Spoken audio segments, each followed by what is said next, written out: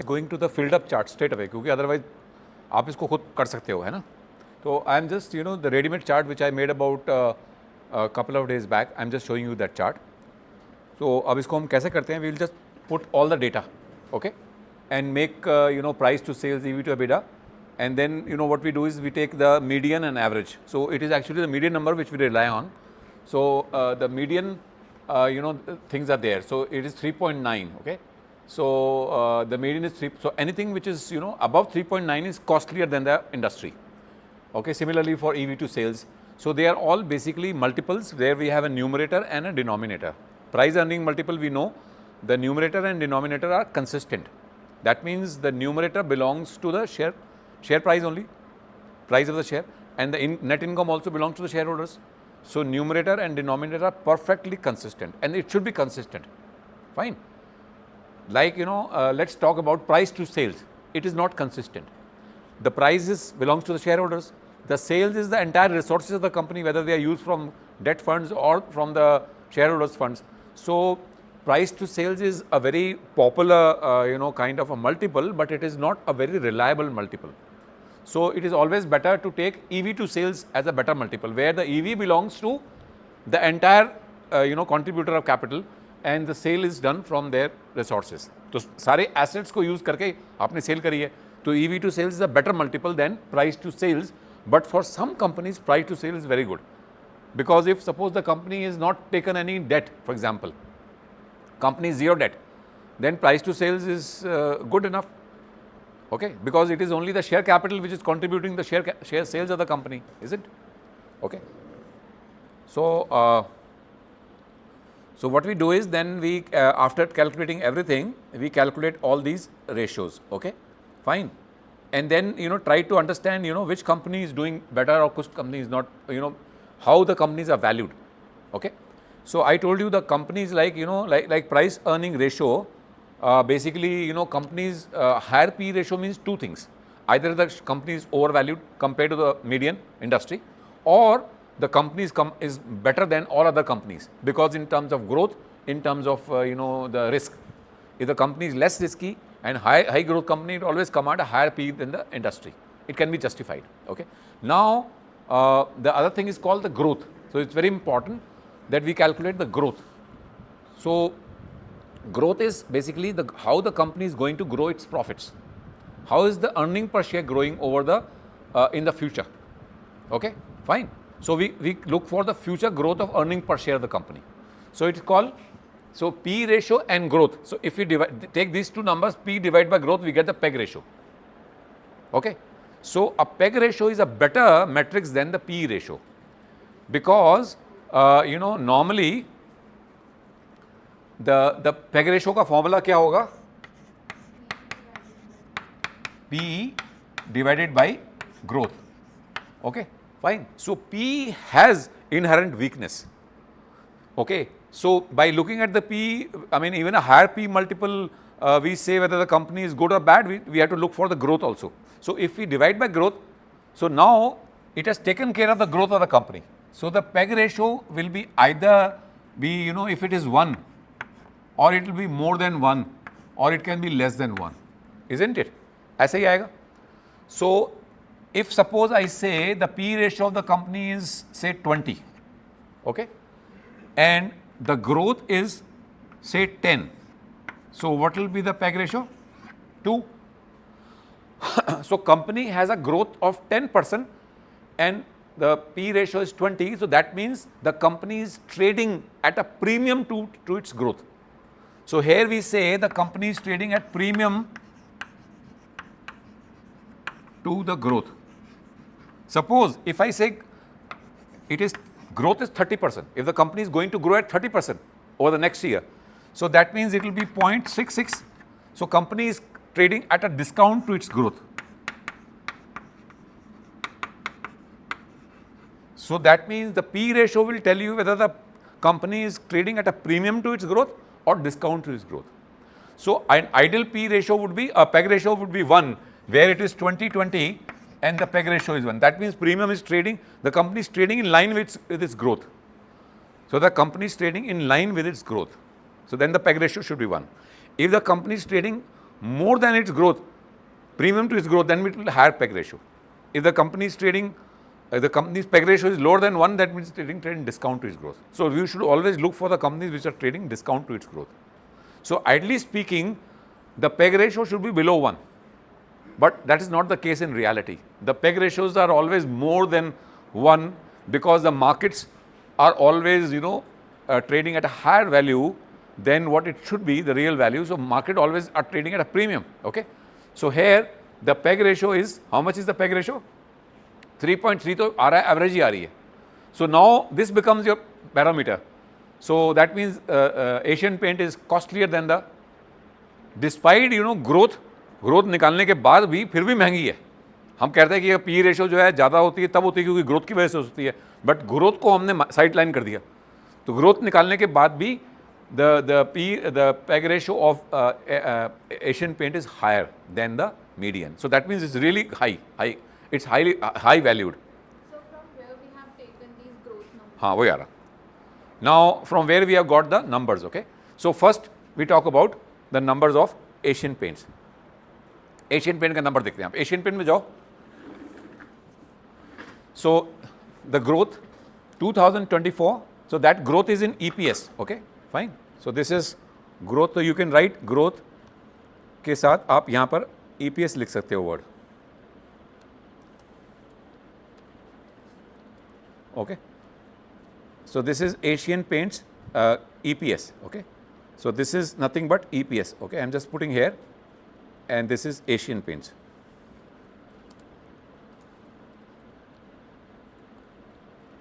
Okay. So the Asian Paint EPS in 24, which is already gone by, was 44 rupees 16 paisa. Okay. That you can look at the screener also. Screener में जाओ पहले.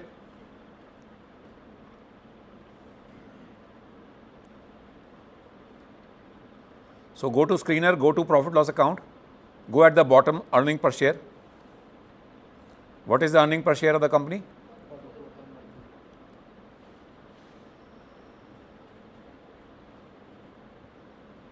So कहाँ आ रहा है EPS? हाँ, ये 44 रुपये 1 2 आ रहा है और ये यहाँ लिया हुआ हमने.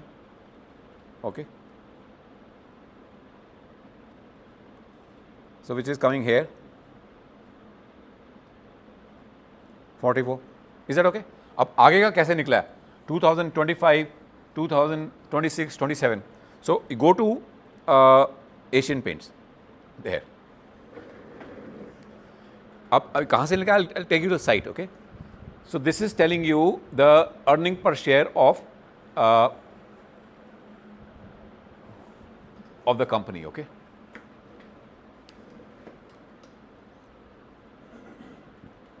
Okay. दिख रहा है आपको? 44, 47, 54, 60. Are you getting it? कहाँ से निकला है? वही. Just go to the site, trading view site, trading view.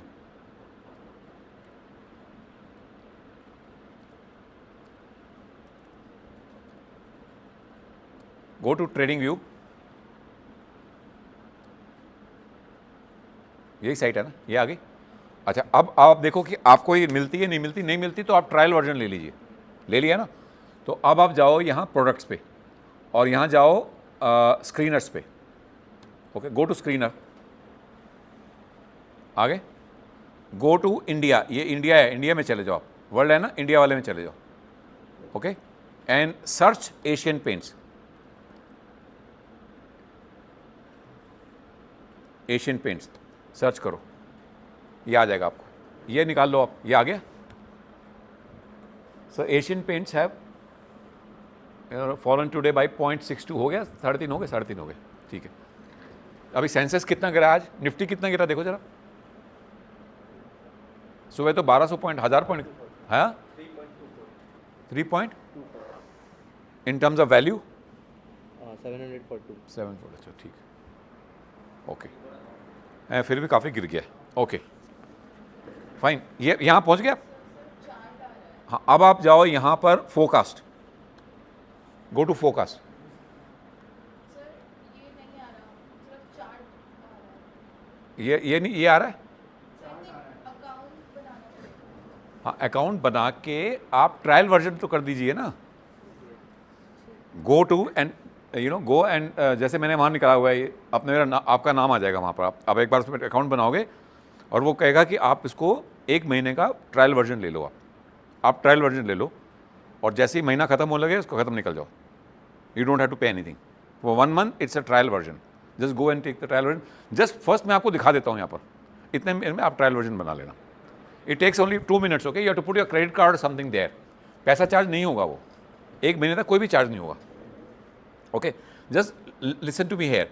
यहाँ आप फोरकास्ट में जाओगे और यहाँ पर आपको ये आपको बताएगा रेटिंग भी। आपको रेटिंग भी चाहिए कि वो प्राइस टारगेट कितना बताया हुआ है, 1 साल में कितना बढ़ेगा, रेटिंग क्या दी है। There are 5 people who are saying buy, there are 2 people who are saying buy, strong buy 5, hold 11, sell 11। तो ये भी आपको पता चल गया। ये भी पता चल गया कि उनका टारगेट कितना है, शेयर प्राइस का कहाँ तक जाएगा आगे। सो अभी हम क्या करेंगे, यहाँ से हम नीचे जाएंगे। Will go to earning per share. Just look at this. So it is giving you earning per share. आपको ये क्वार्टरली दिया, भी एनुअल पे जाना पड़ेगा, तो एनुअल को क्लिक कर दो। तो ये आपकी एनुअल प्रॉफिट आ गए।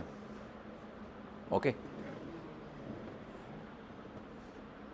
ये आगे नीचे। अब आप बना लो अपना ट्रायल वर्जन। बस आपको ये फिगर डालनी है उसके अंदर, यहां से आपको ये फिगर डालनी है वहां पर। मेगा ट्रायल वर्जन आपके कार्ड वार्ड है ना अभी अपने पास? आपका हो गया? सर मेरे कुछ डाला नहीं है। क्या आ रहा है आपका? हाँ, तो फोरकास्ट उसमें एक ऑप्शन आता है सर, ओवरव्यू का। हाँ देखो, अगर बिना उसके आया तो अच्छी बात है। कहाँ आता है? सर यहाँ हम सर्च करेंगे ना, अगर सपोज एशियन पेंट्स, तो सर यहाँ पे सी ओवरव्यू आ रहा है एंड लॉन्च चार्ट। अगर लॉन्च चार्ट का साइड चार्ट आएगा, ओवरव्यू करेंगे तो वो आ जाएगा। तो क्या राइट क्लिक करने से आता है? नहीं सर, उसमें खाली उसमें ये करने से, अच्छा, सर्च करने से। ड्रैग करने से आ जाएगा। तो इसका मतलब वैसे ही मिल जाता है आपको ये। तो ठीक है, तो आपको डालने की जरूरत नहीं है। आप सीधा why to take up even the trial version. ये मिल गया आपको।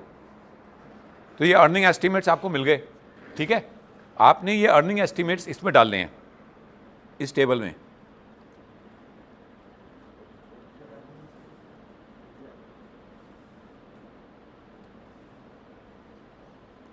Okay,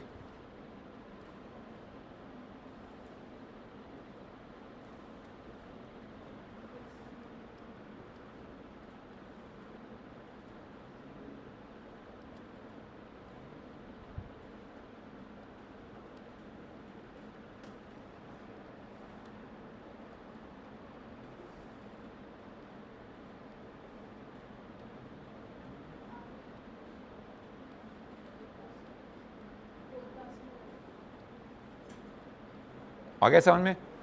okay, just focus here. उनका नहीं, आपको मिल गया? इसका नाम क्या है? रितेश, मैं उधर देख रहा था। मिलिंद, हो गया? सॉर्ट आउट हो गया? अच्छा, अब आपको यहाँ नंबर डाल दो। आप यहाँ पर ये सब नंबर आप यहाँ डाल दो। ठीक है, और यहाँ पर आपको परसेंटेज ऑफ ग्रोथ आ जाएगी। यानी पिछले साल से 47 माइनस 44 डिवाइड बाय 44 ही आ गया। ये आ गई एवरेज ग्रोथ आ गई कितनी? 10.79। ये समझ आ गया आपको कैसे निकाला? 10.79 आ गई। आपने क्या करा, सबका ईपीएस निकाला और देखा 8, 14 और 11, इसका एवरेज निकाल लिया आपने। So average growth in the last next 3 years is how much? 10.79। This going to be average growth. Is that okay?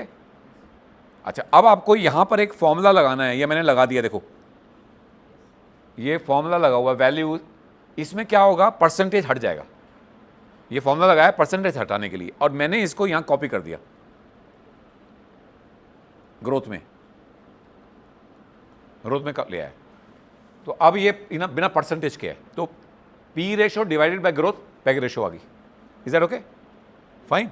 अच्छा, अब हमने क्या करना है, ये पैग हो गया, बीटा है, तो बीटा की साइड दी हुई है मैंने यहां पर एक आपको नीचे।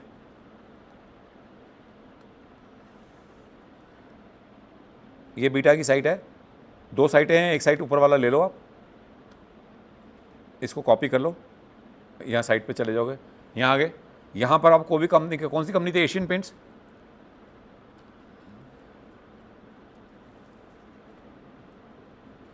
ASIAN है ना? एशियन पेंट्स ये है,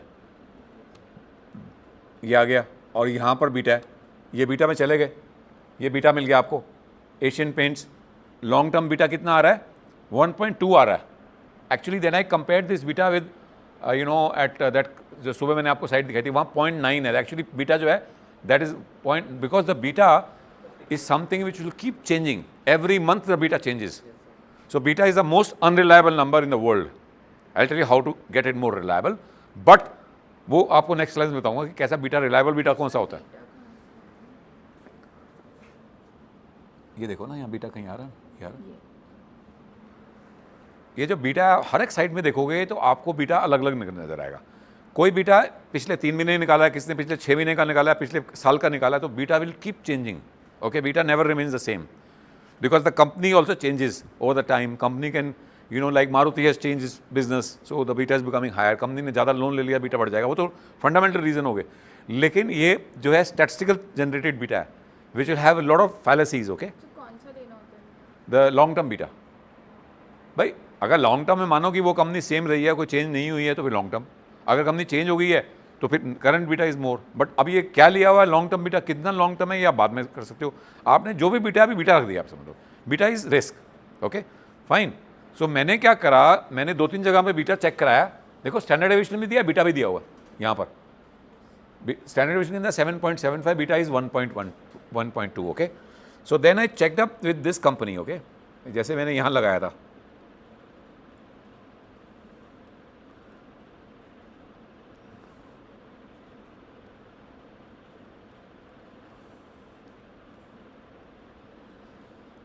ये जो था बीटा मैंने सुबह आपको दिखाया था, हिंदुस्तान लेबर का बीटा था ना, फाइन। तो यहाँ पर मैंने एशियन पेंट्स का बीटा चेक करा। This company is more reliable, this site ASIAN, Asian paints. तो एशियन पेंट्स का बीटा कितना आ रहा है यहाँ देखते हैं। तो यहाँ पर बता रहा है 0.92, यहाँ कितना आ रहा है 0.92। So this is more reliable beta according to me. This site is more reliable, but beta itself is a kind of a animal which is going to change. Okay, it's not so reliable. So there is another mechanism to calculate the beta. That's called the bottom up beta approach. So we'll learn that later on. Okay. तो अभी हमने यहाँ beta लगा दिया। आपको जो भी side से बीटा मिला आप डाल दीजिए, कोई प्रॉब्लम नहीं है अभी, because if the beta you are looking at the same side, so in material आपका एनालिसिस में गड़बड़ नहीं होगी, because that beta will be similar type, क्योंकि इसका एक ही मेथड है, उसने निकाला होगा, तो सबको बीटा ज़्यादा या कम आएगा।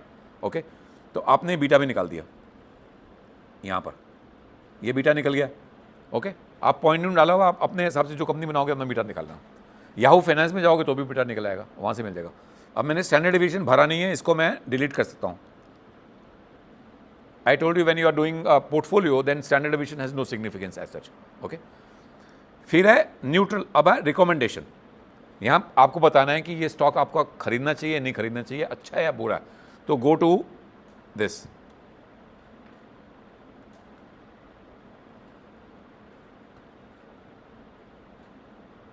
तो ये बोलता है, यहाँ पर बता रहा है न्यूट्रल। ओके, ये न्यूट्रल बता रहा है। अब ये न्यूट्रल क्यों बता रहा है? पहले बात तो जो हमारा डेटा है उससे भी तो बैकिंग होनी चाहिए। तो let's go to see our data. Oh sorry, वही तो थे हम।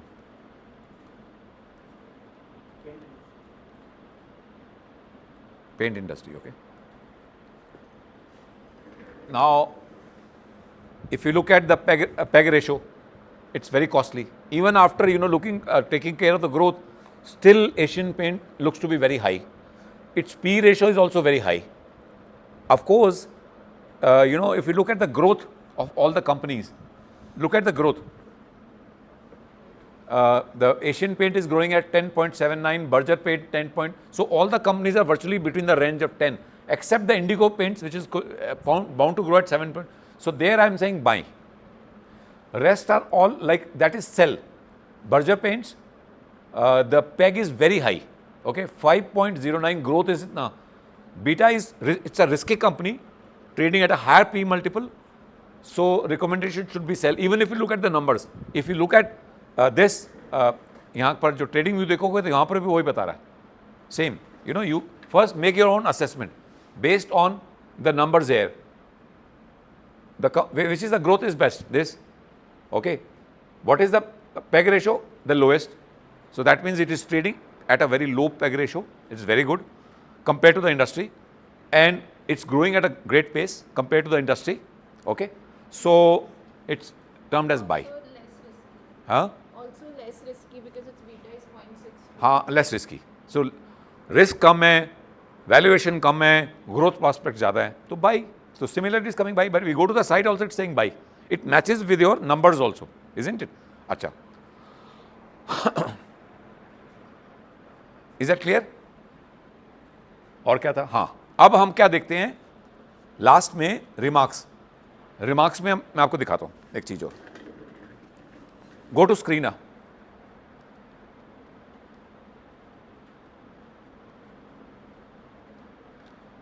Go to screener.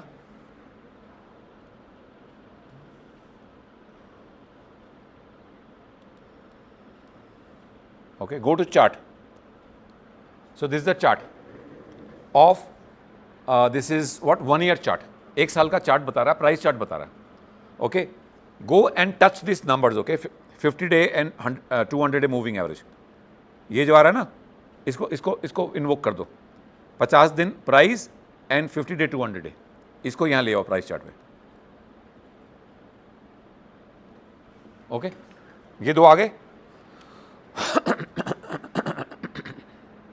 So there is a price chart and there is a 50 day moving average and 200 day moving average. Moving average पढ़े कभी? क्या होता है? इसका सिग्निफिकेंस क्या है? ये पढ़ा हुआ है? टेक्निकल एनालिसिस करा हुआ है? टेक्निकल एनालिसिस करा है? मूविंग एवरेज तो पता है ना? ठीक है. अच्छा, अब क्या है, जो मूविंग एवरेजेस होती हैं, they filter out the noise of the prices. They tell you the trend. Okay, they are trend. They tell you what is the trend over the long term or the short term. The moving averages tell you that, and they are moving average, they smoothen the data. Okay, अब price तो यूं यूं होगा, लेकिन जो moving averages हैं वो थोड़ा लैग इंडिकेटर्स होते हैं, वो धीरे धीरे चलती हैं. Okay, now the 50 day moving average is a short term average and 200 day moving average is a long term average. तो ये जो है, ये लॉन्ग टर्म एवरेज है, ये शॉर्ट टर्म एवरेज है. जब स्टॉक दोनों से लो हो जाए, यानी लॉन्ग टर्म एवरेज और शॉर्ट टर्म एवरेज ऊपर हो और प्राइस नीचे हो, तो market is, share price is going to fall. Share price is in bearish phase. Share price is going to fall. Like here what happened was, अच्छा पहले तो ये है, अब दो मूविंग एवरेजेस हैं, पहले दो मूविंग एवरेज देखते हैं. ये दोनों मूविंग एवरेज है, ये 50 डे है, ये 200 डे. जब 200 डे 50 डे मूविंग एवरेज ऊपर है 200 डे से, तो stock is going up. It's a bullish movement. When the 50 day moving average falls below the 200 day moving average, the bearish phase has begun. So this is called the crossover. यहाँ crossover हो गया, यहाँ के बाद stock नीचे आना शुरू हो गया. देखो आप, जब 50 दिन की एवरेज 200 दिन की एवरेज से नीचे आ गई, the trend had gone down. जैसे वो नीचे गिरा, उसके बाद share price has been going down. जब वो 50 दिन की 200 दिन से ऊपर निकल जाएगी, तो trend will resume further up. Okay, so अभी चार्ट क्या बता रहा है? That first, that the trend is down. The long term trend is down because the 50 day moving average is below 200 day moving average. Long term trend down. But look at the short term versus the price. The price has gone above the 50 day moving average. That means in short term the price is, the trend is slightly up. Trend ऊपर है, short term trend up है because the price has gone above the 50 day. अगर price below था तो long and short term दोनों down है. जब ये प्राइस ऊपर निकल जाएगा शॉर्ट टर्म से, that means the short term trend is up, but only short term. Fine, it has to cross this line to make the long term also. अगर ये निकल जाएगा तो that means long term trend has also done well. So when 50 day crosses over the 200 day moving average, it's called the golden crossover. जिस दिन Nifty का golden crossover हो जाएगा, उस दिन वापस मार्केट बुल रन में आ जाएगी. Got it? अभी हम निफ्टी का चार्ट देखेंगे तो वो भी आपका यही पोजीशन बता रहा है.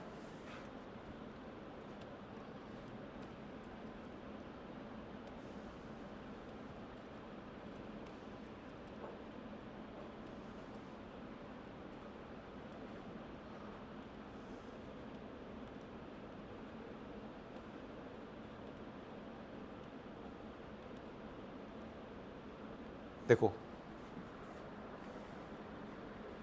ये 200 डे मूविंग एवरेज है, ये 50 डे है, तो price is below both the moving averages, trend is down. और यहाँ पर थोड़ा सा मूवमेंट हुई थी, जब टैरिफ का थोड़ा ख़त्म हुआ तो price started going up, so the trend started looking up, but now then the Trump announce that kind of announcement की tariff, they impose the tariff all the world, then the trend became further down. अब अगर इसको हम देखें 3 साल के trend में, देखो ये 3 साल का ट्रेंड है। अब इसमें क्रॉस ओवर कहाँ हुआ था? यहाँ हुआ था, golden cross over, 50 day cross over 200 day, then the trend was up, okay, the share prices were going up, यहाँ तक ट्रेंड ऊपर रहा। और यहाँ पर क्या हुआ, वापस वो हो गया, क्रॉस ओवर हो गया, and the market started going down, okay fine. अगर हम 5 साल का भी ट्रेंड लेते हैं, so these moving averages tells you something. When the 50-day moving average crosses the 200-day moving average, then the market is uptrending. Okay? तो अब यहाँ देखेंगे, अब तो यहाँ पर क्या हुआ था, लगभग 2022 में जो था निफ्टी जो था वो 200-day moving average ऊपर निकल गया, तो market was all the time up, but then the crossover happened here, the market started going down again. Is that okay? So this is called the technical analysis in nutshell. ये बहुत हल्के फुल्के में बता दिया मैंने, इसको काफ़ी लर्निंग होती है इसके। But this tells you that the moving averages tells you something. If the short-term moving average is above the long-term moving average, then the trend is up. But if the short-term average is below the long-term moving average, then the trend is down. Then the third one is the price itself. If the price is above or lower than the moving averages, also indicates something. अगर price up है 50 day और 200 से, तो trend is up. अगर price up है 50 से और 200 से नीचे है, तो short term up है, लेकिन long term down है। Is that okay? दोनों को अप होने के लिए that means we are in a long bullish phase. Then the bullish phase has resumed, because here you know the prices were up compared to 50 and 200 day moving average. और जब भी ये price, ये 50 day 200 day moving average कौन सी है इसमें, ये वाली, तो ये जो है ये दोनों सपोर्ट लाइन बन जाती हैं। Moving averages becomes the support and resistance levels. Once the line is broken, when the moving averages are broken, then it is very difficult to go ahead of the moving average. So that means they will become, the moving averages become resistance. They will resist. So that will become resistance. So these are all resistance levels. या इसको cross करना मुश्किल हो जाता है moving average को। जब एक बार मूविंग एवरेज ऊपर निकल गया प्राइस चार्ट, तो फिर moving average become the support, फिर उसके नीचे नहीं जाती आसानी से, जाएगी फिर बाउंस बैक के ऊपर चली जाएगी। देखो दो चीज़ें होती हैं, moving averages act like a support and resistance to the market. On the way down, they act as a resistance. उनको पेयर्स करना बड़ा मुश्किल हो जाता है एवरेजेस को, चाहे वो शॉर्ट टर्म हो चाहे लॉन्ग टर्म हो। एक बार नीचे चली गई तो उसको ऊपर जाना मुश्किल हो जाएगा, एक बार ऊपर निकल गई तो नीचे the lines and they become the support lines, तो उससे जब भी नीचे गिरेगा ना तो उसको सपोर्ट को तोड़ना मुश्किल हो जाता है। Okay, so this is just a little bit learning of the technical analysis. So the moving averages acts like a support and resistance.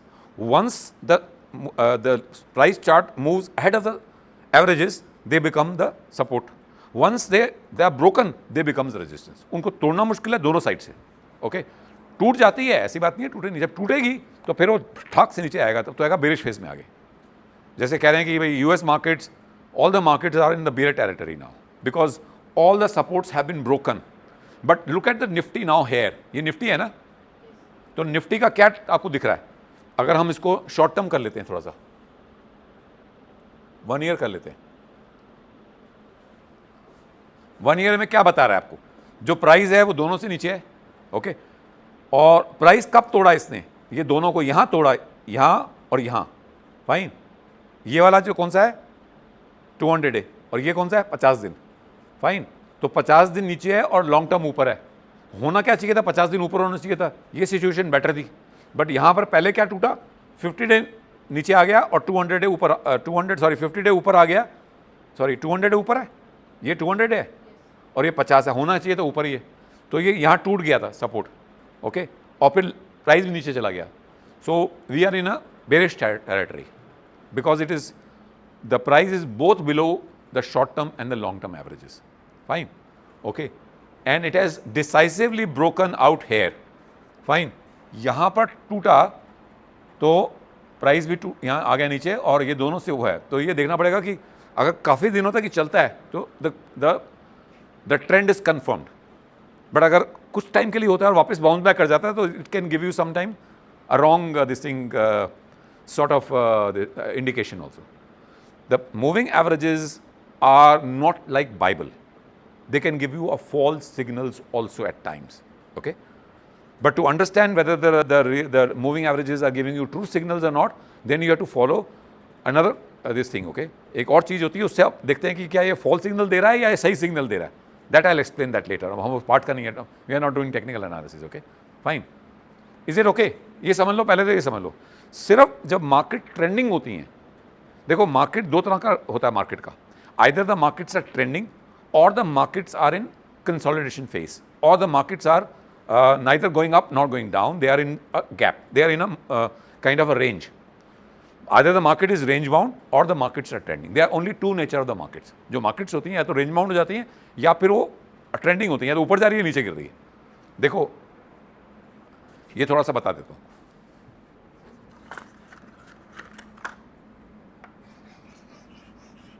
ये क्या है? Market is trending up. ये क्या है? Trending down. So this is called trending. Second is range bound. Market is like this, range bound. 6 महीने से market यहीं पर ही है, इसी रेंज में ही है. ये सपोज निफ्टी जो है कोई भी रेंज में चल रहा है, 200 गैप 200 पॉइंट की रेंज में चल रहा है निफ्टी. ओके, वी से रेंज बाउंड. तो जब मार्केट रेंज बाउंड होती हैं, ये वाला, तो ये जो moving averages they fail, they don't tell you the true picture. But if the market is are trending up और trending down, then only the moving averages give you the true signals. Is that okay? So how do we know the markets are trending or range bound? तो एक और होता है, उसको आप जाके देखना, उसको बोलते हैं ADX. एक इंडिकेटर होता है ADX. Just note it down.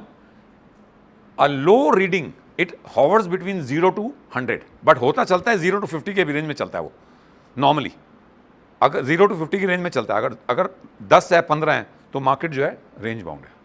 अगर 20 से ऊपर जा रहा, 30 जा रहा, 40 जा रहा, तो markets are trending. Fine, okay.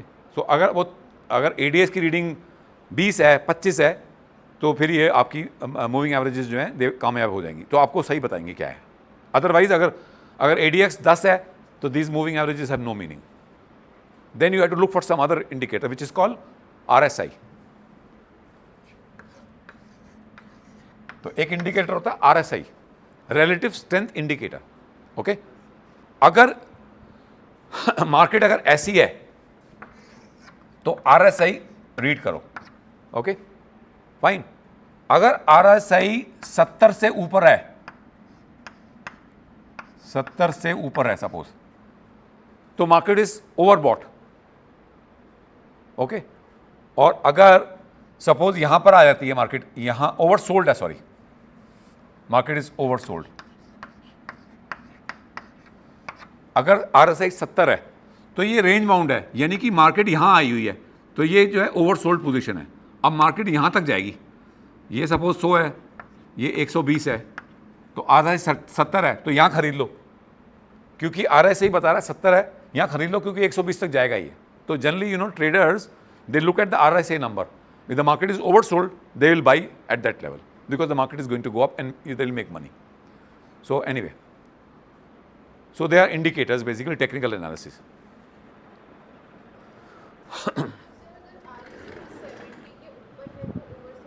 हाँ, जैसे क्या था, निफ्टी का RSI 80 पहुंच गया था कुछ दिन पहले, फिर मार्केट रिबाउंड मारी एकदम immediately. For next 3-4 days the Nifty started going up because the RSI was telling the market is oversold.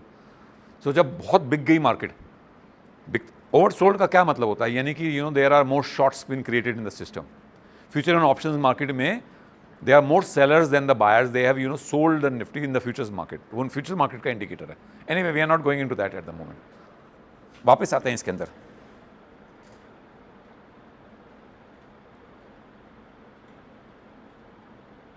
तो आपको क्या है कि सिर्फ आप ये बता सकते हो जो मैंने बताया आप रिमार्क में कि भाई क्या पोजीशन है मार्केट की.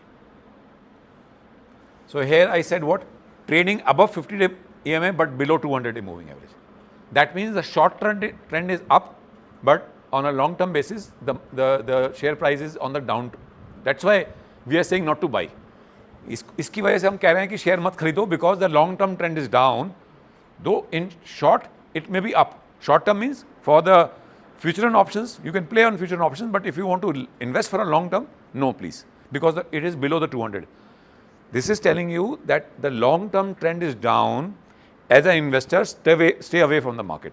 But if you are a future and option player, then since it has gone above 50-day moving average, you can always play in the future and options. You can take a bullish or long position in short term.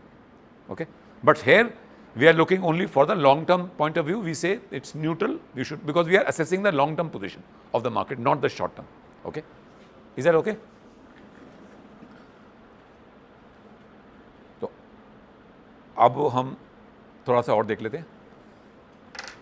Some more parameters. ये समझिए, आप बना लोगे, अब सबका बन जाएगा, आपके जो भी आपकी वो है. अब मैं आपको दिखाता हूँ एक चीज़ और. पहला देखो समरी. ये आ रहा है आपके पास? ये शायद नहीं आया होगा, ये मैं आपको भेज दूंगा. ये समरी देखो आप, ये मैंने बाद में बनाई थी. You know, all these players they contribute 80% 88% of the market share. 88% market share capture करती है पूरी मार्केट का. Now these companies are basically, what these companies are doing is, let's look at Asian Paints first of all.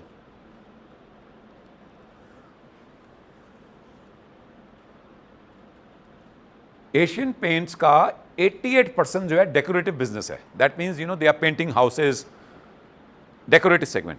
और बाकी है industrial business is about 3% and international business is 8.7%. So they have plants in Nigeria, Singapore, sorry Nigeria and Dubai. They have a plant in Emirates as well as in Singapore. वहाँ पर अपना उनका business है. 8.7% of the turnover is coming from international business. Whereas 88% business is localized in India. They are selling their paints for housing and everything for decorative business है. और जो industrial business है, that is 3.1. That means they are selling paints to Maruti, to other companies which are painting their cars and industrial use के लिए. Okay, so this is purely a FMCG company. ये जो company है 88% they are selling to customers, normal customers like you and me, households को. सिर्फ 3% जो है industry को कर रहे हैं. So those companies which are FMCG companies, they are always command a very high PE ratio. अब देखो आप, जैसे एशियन पेंट ही है 51 की है, हिंदुस्तान यूनिलीवर की PE रेशो देखो आप, डाबर की PE ratio, they will be all 60-70. So FMCG companies always trade at a higher PE ratios. That's why even paint industry is also trading at a higher PE ratio because it's also considered to be. Actually 50.9. हाँ, रिलायंस की देखो, it's a industrial company. Okay, Reliance is a company which is not, FMG है, उसके अंदर भी करीब 30% retail. हाँ 22.7. हाँ, अब रिलायंस का जो बिजनेस है उसका 25-30% तो रिटेल सेगमेंट है. Fine. So it is trading you know higher then the Sensex P ratio is close to about 18-19. तो ये सेंसेक्स से ऊपर है because it has both mix of FMCG as well as industrial. अब देखो Tata Motors, देखो Tata Motors purely industrial, 6.7. इससे कम है. फाइन. सो जो कंपनी जो है क्लासिक कंपनीज हैं, ओल्ड कंपनीज हैं, ओल्ड बिजनेस में, they will command a lower P ratio. Tata Steel हो गया, टाटा मोटर्स हो गया, ये सब कम. TCS is again a middle company. Okay, but currently it's in a bad run, so it should be around 15 to 18 की रेंज में होना चाहिए इसकी. हाँ 24 है. Okay fine. So it is higher then the India average. India average is close to about, Sensex is trading at a, or Nifty is trading at a P ratio. Nifty की P ratio देखो, Nifty की P ratio देखो, close to about 19 होगी अभी, 18-19. हाँ 20.8. 20.8. हाँ 20.8. Okay. So average is close to about this only, 19 to 20. अभी भी Nifty is overvalued. आज की गिरने के बाद भी overvalued बता रहा है. So still, I thought the P ratio has not been adjusted. हो सकता है कि पी रेशो भी एडजस्ट ना हुई हो. अभी 3:30 से मार्केट क्लोज होगी ना, कल खोल के देखो आपको पता चलेगा. हाँ 21 था कुछ दिन पहले. तो अभी आज मार्केट गिरी है तो थोड़ा उसका फैक्टर आया नहीं इसके अंदर. लगता है ऐसे है, मतलब it's not absolutely moving in line with the market. Okay, so fine. तो अब मैं क्या बता रहा था आपको. हाँ, तो ये जो डेकोरेटिव बिजनेस है that is 88% of the business of this thing. So it is, let's come back to the summary. तो ये आ गया.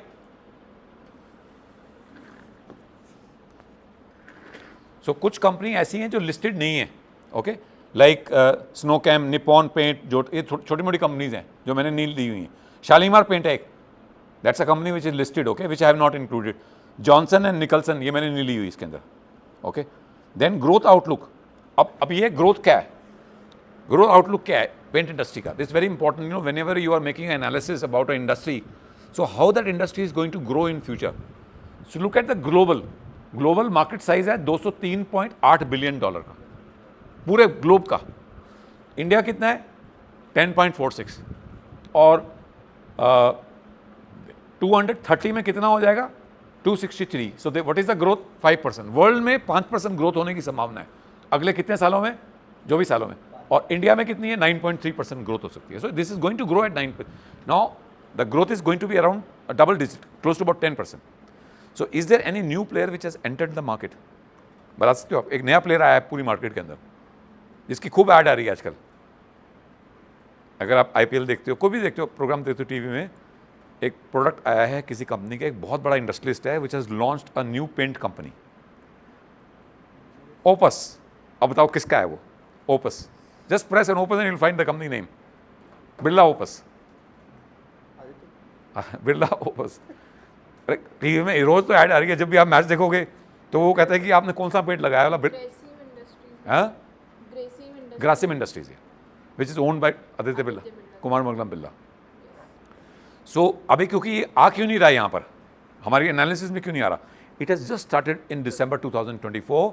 It's a part of Grasim Industries. It has not been a separately listed company, okay.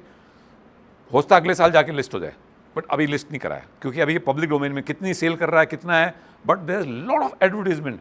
आप देखोगे TV में हर 10 minute में Birla Opus की ऐड आ रही है. वो क्या आती है ऐड, कि वो बताती है कि मैंने अपना पूरा घर पेंट कराया है. तो उसकी माँ आती है बुढ़ी सी, नीना गुप्ता, उसने वाइट कुछ ऐसा है, उसके बाल वाले हैं. वो कहती है कि क्या बेटा क्या कराया है, बोला मैंने नहीं कराया है. कहता है वो पुराना वाला पेंट कराना था. कहता नहीं, नया पेंट आया बिरला ओपस. तो उसकी ऐड है वो, तो करीब 3-4 वर्जन है उसके. तो हर 5 मिनट में वो ऐड चेंज होती जाती है, एंड बिरला ओपस चल रहा है. So that Birla Opus, now why a new company will enter in the market if it is already too crowded, because there will be growth about 9 to 10%. India is going to grow, fine. World market में maybe it's 5%, okay, but India market is poised to grow, okay, at around close to about 9.8. अच्छा, तो इसके बारे में मैंने ये लिखा हुआ है, आपको मैं शेयर कर दूंगा. ये मैं आपको शेयर ही कर देता हूँ पहले.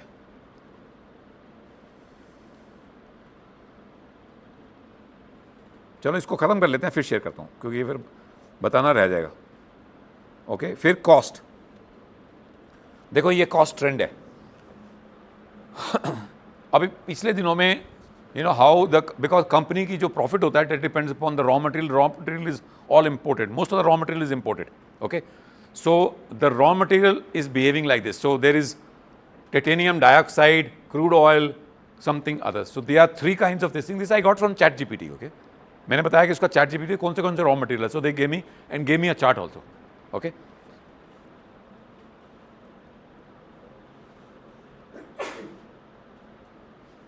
देखो ब्रेकडाउन ऑफ क्रूड की जो कॉस्ट है डायरेक्ट लिंक है. सॉल्वेंट में 10 to 15% the cost comes from crude oil, binders, packaging और लॉजिस्टिक्स. ट्रांसपोर्ट भी होता है मटेरियल. अब ट्रक से मॉल मूव होगा तो पेट्रोल भी तो लगेगा ना. So this is the total cost of the crude oil impact on the paint industry is this much, close to about 25 to 30%. 25 to 30% of total cost is either directly or indirectly influenced by the crude price. When the crude price comes down, the paint industry prices go up. The paint shares goes up. ठीक है, तो अभी ये share price ऊपर बढ़ेगा अगर crude price नीचे रहता है. This prices will go up. Share. So if you expect the crude to remain soft in the next 1 year, go ahead and buy paint industry because it is going to give you good profits. This can be your, recommendation to others. आप जब बताते हो कि company का क्या है, chance of growth कितनी है, आगे क्या फ्यूचर है, तो this gives you a complete picture about how the price of this thing will go up. Okay, फिर मैंने कुछ उन्होंने कुछ जो स्ट्रैटेजीज बनाई हुई हैं अपनी. See, what is happening is because crude price is quite volatile. So what oil companies are doing, they are trying to make products oil free. Water based paint बना रहे हैं. So they are working on that. So this is strategy बनाई हुई इन्होंने सबकी जो है, मैं कुछ शेयर करूँगा, आप देख लेना. This is just learning basically, okay.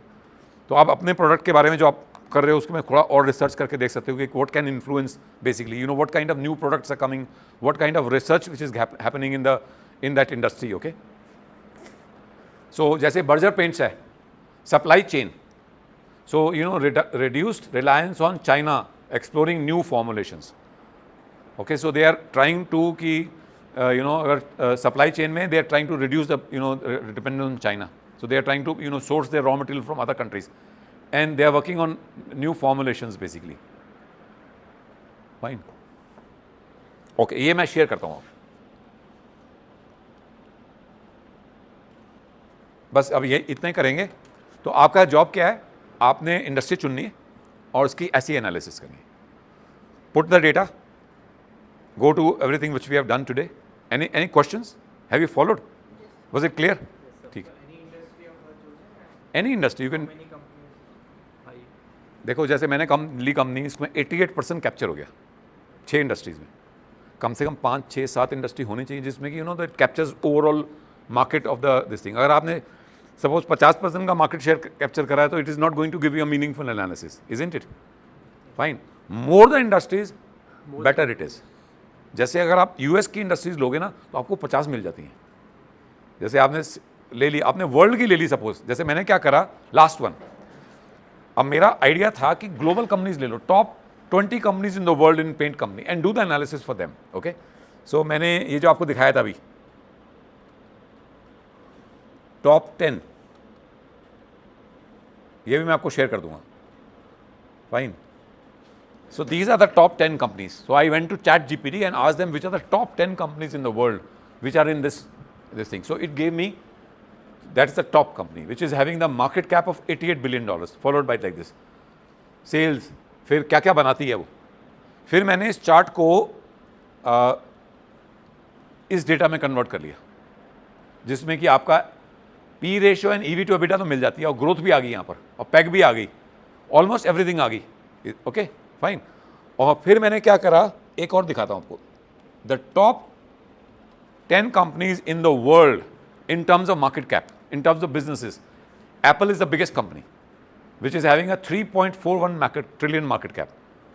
So these are like Apple, NVIDIA, Microsoft, Amazon, Google, ये this is Facebook, Aramco, Tesla, TSMC. So these are the companies है with P ratio, PEG ratio सब ले ली मैंने इसकी. So this data is available now. You have to just tell the ChatGPT to do the job for you. It will give you.